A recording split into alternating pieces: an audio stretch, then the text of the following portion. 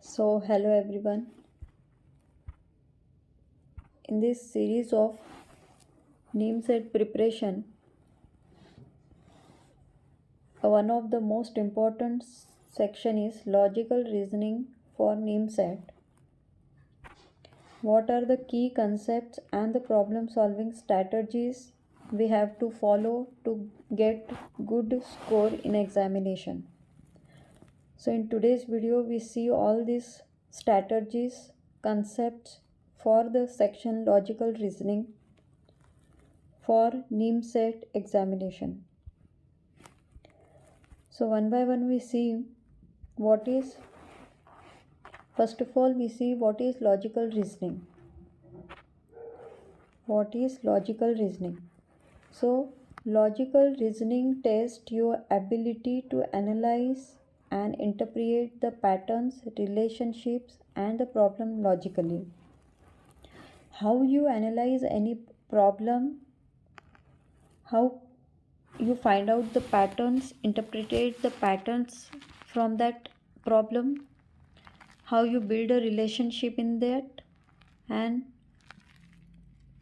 how you implement the logic in that. So logical reasoning, it is a test or the ability to analyze, interpret the pattern, relationship and the problem logically. So importance in NEEM set. Why this logical reasoning is given in the one of the section in a NEEM set?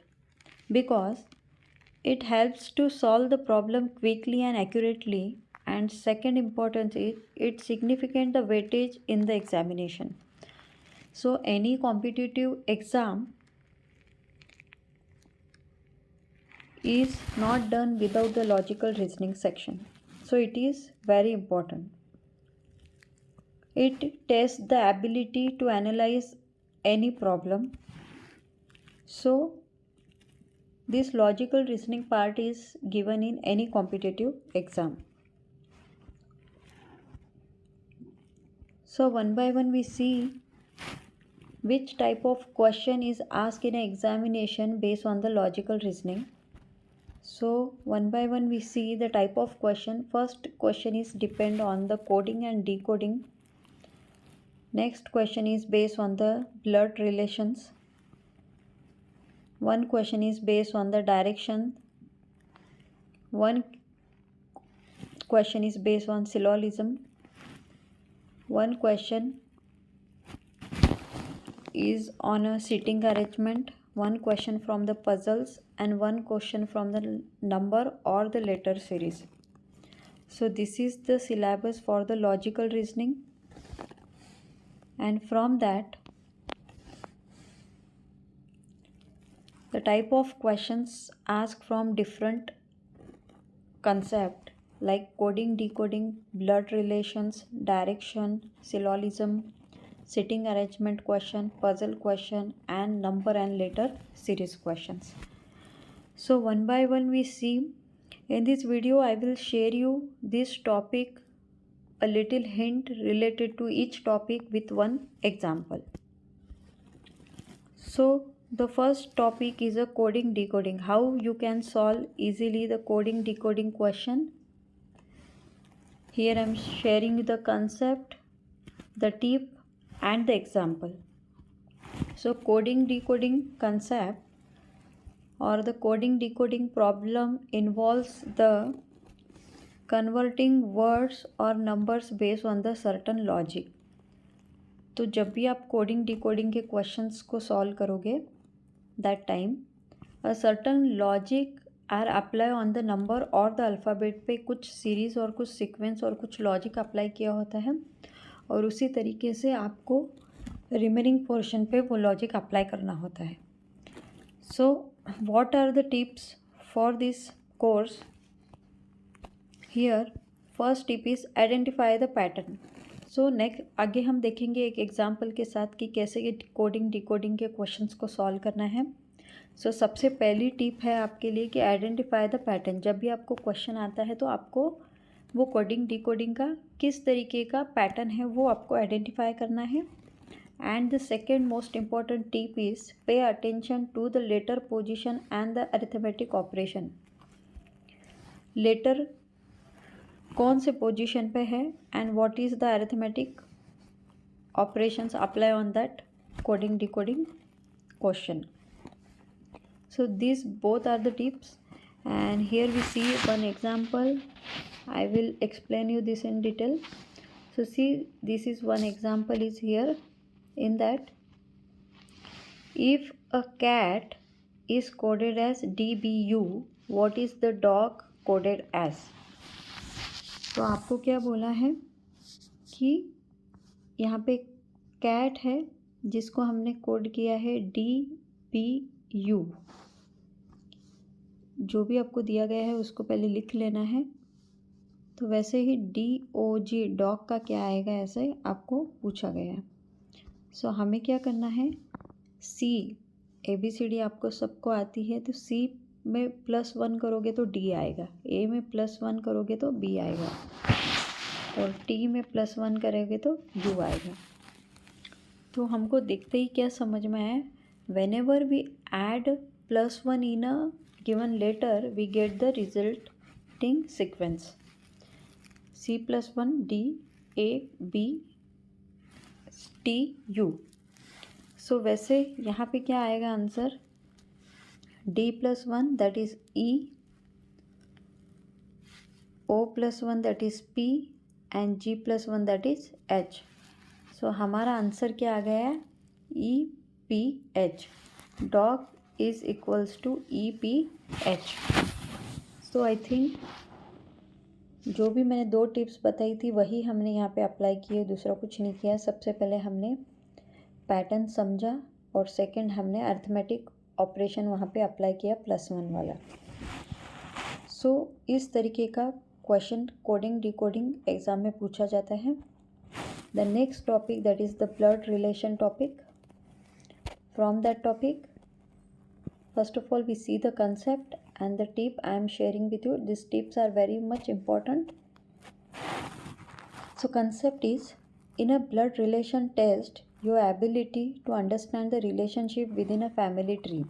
जैसे blood relation, नाम में ही आपको पता चल रहा है कि blood relation means family tree का स्ट्रक्चर टाइप क्वेश्चन होते हैं, जहाँ से आपको फैमिली में जैसे रिलेशंस होते हैं तो वैसे आपको क्वेश्चन घुमा फिरा के पूछता है और आपको आंसर करना होता है. तो what are the tips we have to follow for this questions.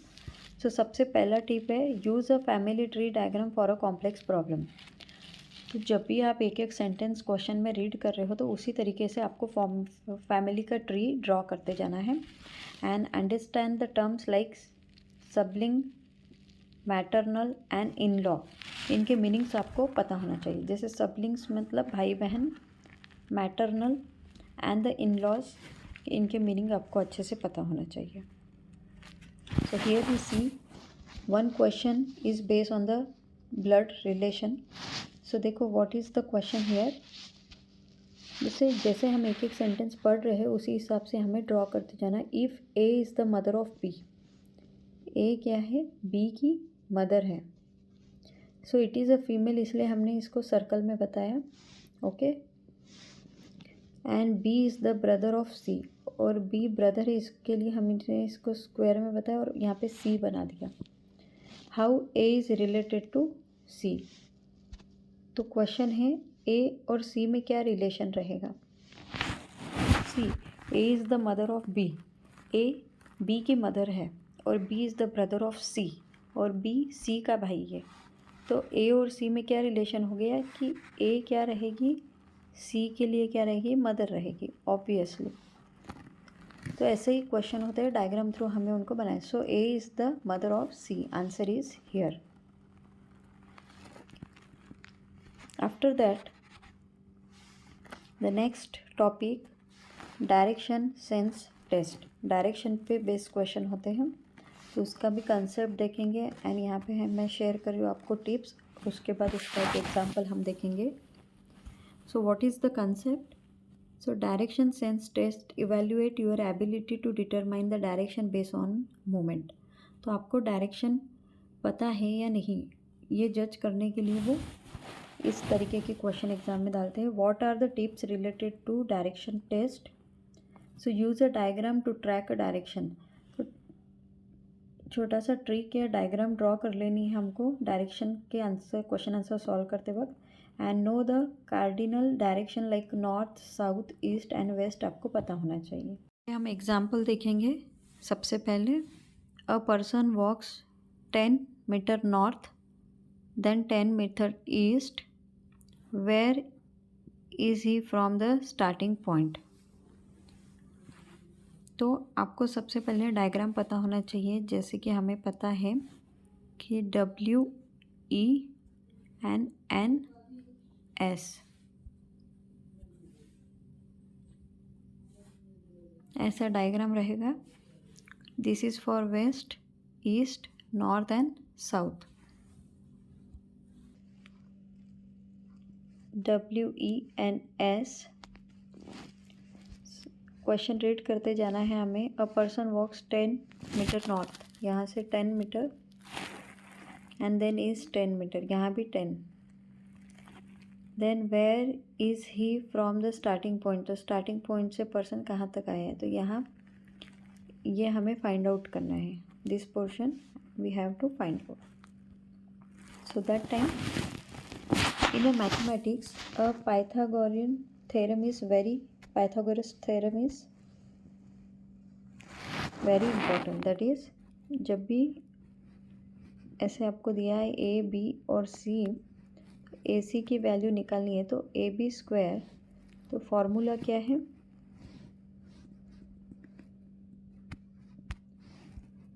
A C square equals to A B square plus B C square. तो यहाँ पे जब भी दोनों साइड 10 10 है तो 10 स्क्वायर उनका स्क्वायर रूट निकालोगे तो आंसर आएगा 14.14 metre north east. The next topic that is syllogism. Concept है the syllogism involves the logical deductions based on a given statement. मतलब आपको स्टेटमेंट को रीड करना है और लॉजिकली उनको डिडक्ट करते जाना है। टिप फॉर दिस, कैसे सॉल्व करना है, so use the Venn diagram. जैसे इसके पहले भी हमने एक एग्जांपल में देखा कि सिलोलिज्म के क्वेश्चंस को करते वक्त वेन डायग्राम का हमें यूज़ करना है and carefully analysis the conclusion. So एक एग्जांपल के साथ ही हम ये कंसेप्ट को देखते हैं। So here is a one example. First statement is that all cats are animals। देखो जैसे रीड करते जाना है वैसे ही हमको डायग्राम बनाना है। जैसे यहाँ पे all cats, C हमने क्या बना लिया, that is C। all cats are animals, क्या है, सारे कैट्स क्या है, एनिमल्स हैं। तो एक और सर्कल बना लिया हम, किसका सर्कल है वो, एनिमल्स का। तो यहाँ से ये स्टेटमेंट का ये वेन डायग्राम है। All cats are animals and some animals are a dog, और उनमें से कुछ एनिमल्स डॉग हैं। तो एंड सम एनिमल्स, ये एनिमल्स के सर्कल में से आर डॉग। तो this is the Venn diagram for both the statement. Now ये हमारा वेन डायग्राम रेडी है। अभी हमें कंक्लूजन और वेन डायग्राम इक्वल होते हैं यानी चेक करना है। So see some cats are a dog, ये जो कैट्स है और ये जो डॉग है, तो दो सर्कल में कोई रिलेशन दिख रहा है क्या, दोनों सर्कल में कोई रिलेशन नहीं है। सो इसलिए कंक्लूजन क्या होता है, मतलब इनमें कोई कनेक्टिविटी या कोई रिलेशन नहीं है। अगर ये दो सर्कल इस तरीके से होते तो इसमें कोई रिलेशन होता, बट आप खुद देखो हमने जो वेन डायग्राम बनाया है, एक सर्कल इधर है और एक इधर है, बट ये दोनों में कोई कनेक्शन नहीं है। इसलिए this conclusion is false, the false as no direct relationship is establish. इसलिए आंसर रहेगा, कंक्लूजन क्या है, फॉल्स है। So here I am sharing you some of the most important topics of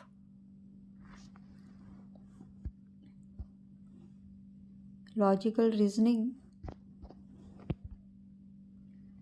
with their hint or tips of some topics with their examples. तो इन today's video हमने syllogism तक देखा है, examples. In upcoming videos seating arrangement, puzzle, number and letter series के भी हम tips and tricks देखेंगे. So if you like the video then please like, comment and आपको वीडियोस कैसे लग रहे हैं वो कमेंट में ज़रूर बताएं. Thank you.